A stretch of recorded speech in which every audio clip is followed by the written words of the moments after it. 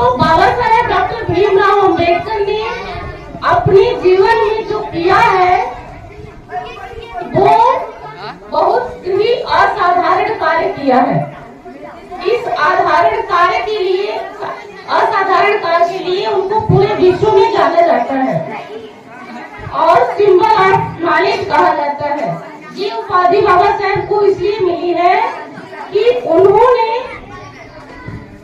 जो भारतीय हमारा संविधान है इससे पूरे विश्व के लोगों का आकलन हो जाता है कि भारत का जो हमारा संविधान है वो बहुत ही बेहद सर्वोपरि और सभी को सम्मान और समानता देने वाला है।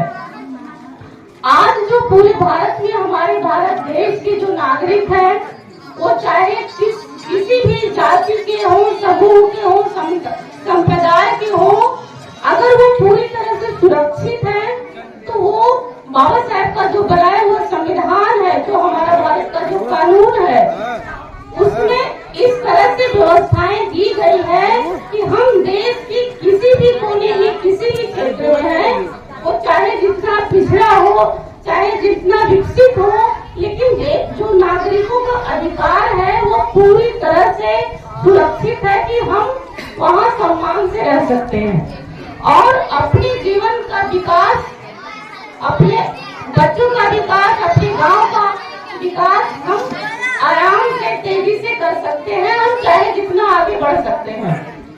ये काम बाबा साहब ने किया है और इस कार्य को करने में बाबा साहब अपने पूरे जीवन बहुत सारी कठिनाइयों का सामना किए हैं। उनके सामने जो कठिनाइयां आई हैं इस तरह के महापुरुषों के सामने कम लोगों के सामने आए, क्योंकि उन्हें उस समय अछूत माना जाता था। जिस परिवार में उन्होंने जन्म लिया था, छूत की व्यवस्था संविधान में अब खत्म कर दी गई उसी दिन से जिसकी संविधान लागू हुआ।